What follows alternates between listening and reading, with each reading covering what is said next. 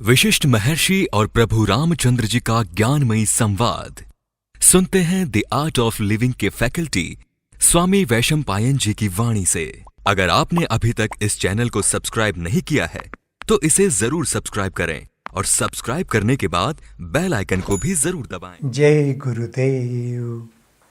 योग वशिष्ठ के अगले एपिसोड में आप सबका स्वागत है। पिछले एपिसोड में हम ऋषि उद्दालक की कहानी देख रहे थे कि ऋषि उद्दालक कैसे एक जगह पर बैठ के चिंतन कर रहे थे, लेकिन उनके मन जब यहाँ वहाँ भागता था तो उससे वो विचलित भी हो जाते थे। और फिर उन्होंने तय किया कि कहीं जंगल में जाके वो ध्यान करना चाहते हैं और वो विचरण करने लगे। ऐसे जगह जंगल में पहुंच गए जहां कोई दूसरा और नहीं पहुंच पाया था। वहां पे उन्होंने एक बहुत सुंदर गुफा देखी, जैसे किसी ने उस गुफा को तराशा हुआ था और उसके आसपास की लताएं, फूल ये बड़े ही मोहक उनको प्रतीत हुए। उसके बाद की कहानी आगे क्या हुई वो इस एपिसोड में देखते हैं। वशिष्ठ जी ने कहा, उद्दालक उस हर्षप्रदायक गुफा में प्रविष्ट हुए और उन्होंने वहां पे समाधि लगाई। उनकी इच्छा थी कि ऐसी स्थिति उत्पन्न हो जिसमें किसी प्रकार का विचार मन में न आए। मन की वर्तमान वृत्तियों पर अपना ध्यान केंद्रित किया उन्होंने। तो ध्यान की ऐसी स्थिति में वो पहुंचना चाहते थे जो निर्विचार, निर्विकल्प समाधि कहते हैं ना, जैसे जिसमें कोई विकल्प, कोई निर्विचार, विचार ना आए कोई, ऐसे समाधि की स्थिति वो हासिल करना चाहते थे। उद्दालक ने अपने अंदर विचार किया, हे मन, तुम्हें इस दृश्य संसार से क्या लेना देना है। ज्ञानी व्यक्ति संसार के सुखों से आकृष्ट नहीं होते। वे जानते हैं कि ये सुख दुख में परावर्तित हो जाते हैं। मन को वो कह रहे हैं कि हे मन, तुम्हें ये सब में क्या दिलचस्पी है? तुम क्यों अपने आप को इन सांसारिक गतिविधियों में लगा रहे हो? क्योंकि जो आज सुख प्रतीत हो रहा है वही जाके कल दुख में बदल जाता है। जो अपने मन में स्थित शांति का त्याग करता है, प्रिय सुखों के पीछे दौड़ता भागता है, वह मनोरम उद्यान को छोड़कर विषाक्त जंगली झाड़ियों में जा उलझता है। सुख के पीछे भागना, मन को उस सब में उलझा देना, अल्टीमेटली कहाँ जाके पहुंचोगे?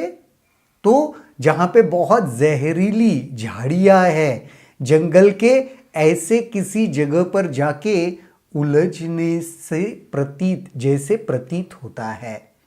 इसलिए सुखों के पीछे हे मन तुम क्यों भागते हो, ये उद्दालक पूछ रहा है। परंतु तुम्हें परम शांतिपूर्वक निरवता में ही मिलेगी। जहां तुम जाना चाहते हो वहां जाओ।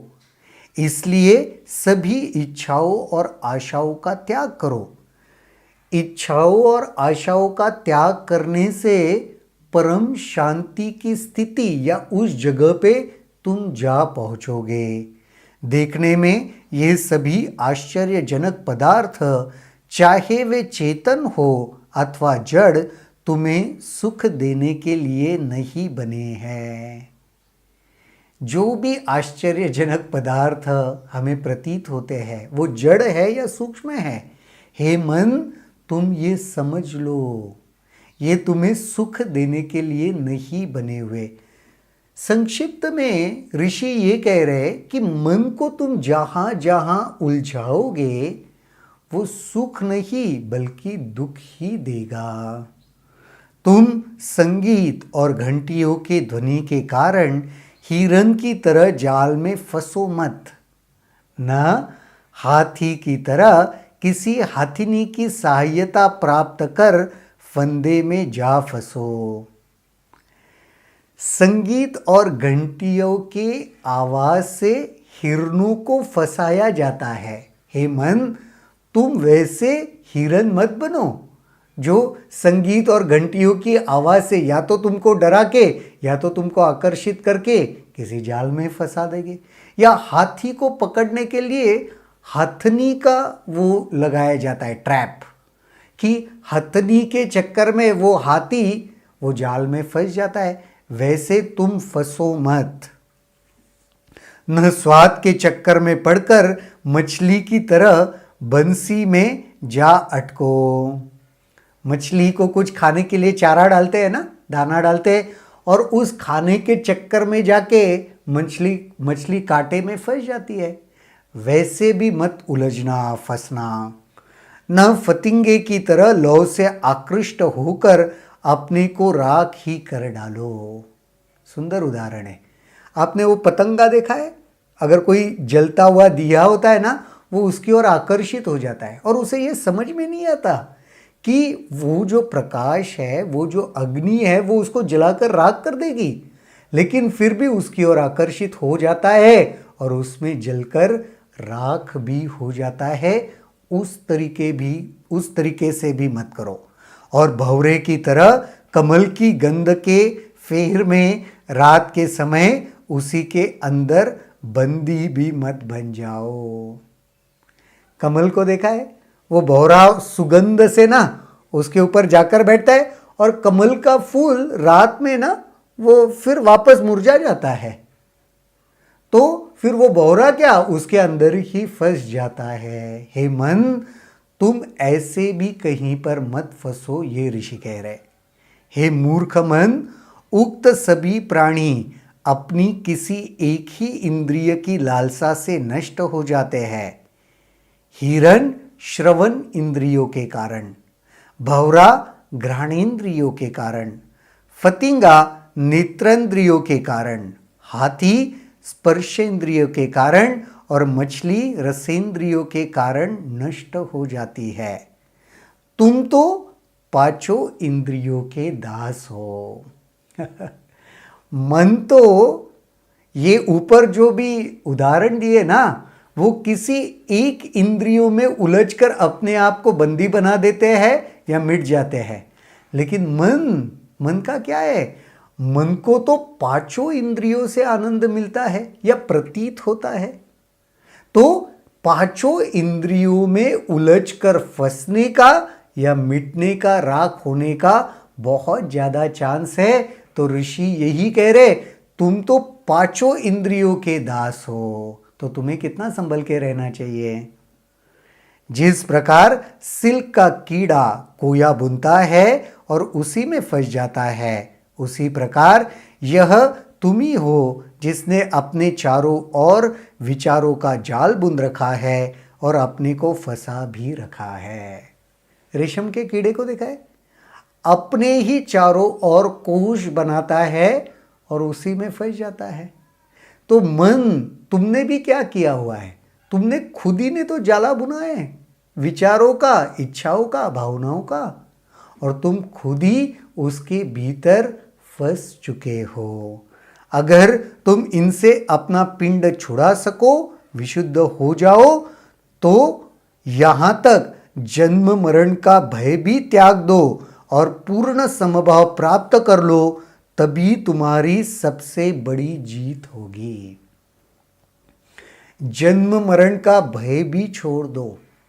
ये जो सारा जाल बुन रहा है ना मन ही अपने चारों ओर, उससे मुक्त हो जाओ, तो फिर क्या होगा? तो फिर पूर्ण समभाव प्राप्त हो जाएगा और वही सही मायने में सबसे बड़ी जीत होगी। इसके विपरीत यदि सदा परिवर्तनशील इस दृश्य संसार से चिपके रहोगे तो तुम्हारा दुख में पड़े पड़े नाश हो जाएगा। ये समझ लो, ये जो संसार है ना, ये परिवर्तनशील है। इस परिवर्तनशील संसार में उलझे मत रहो, वरना दुखी रहोगे और दुख को अनुभव करते करते भोगते भोगते भी ही तुम्हारा नाश हो जाएगा। हे मन, जानते हो कि यह सब मैं तुम्हें क्यों समझा रहा हूं? यदि कोई सत्य का अन्वेषण करे तो वह इस निष्कर्ष पर पहुंचेगा कि ऐसी कोई चीज नहीं जिसे मन कहा जाए। मन तो मात्र अज्ञान की उपज है। हे मन, मैं तुम्हें क्यों कह रहा हूं? क्योंकि मन का अस्तित्व ही अज्ञान की वजह से है, ये कह रहे हैं।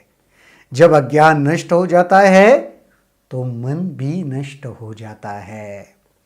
इस प्रकार तुम नष्ट होने की प्रक्रिया में हो, इसलिए जो नष्ट होने की प्रक्रिया में हो उसे शिक्षा देना अपना अज्ञान प्रकट करना ही है। तो उद्दालक ऋषि ये कह रहे हैं कि उन्हें अभी ज्ञान का अनुभूति हो रहा है और मन तो अज्ञान का प्रतीक है। तो वो ये कह रहे कि अज्ञान जो नष्ट होने वाला है उसको ज्ञान देने की क्यों चेष्टा करते बैठे?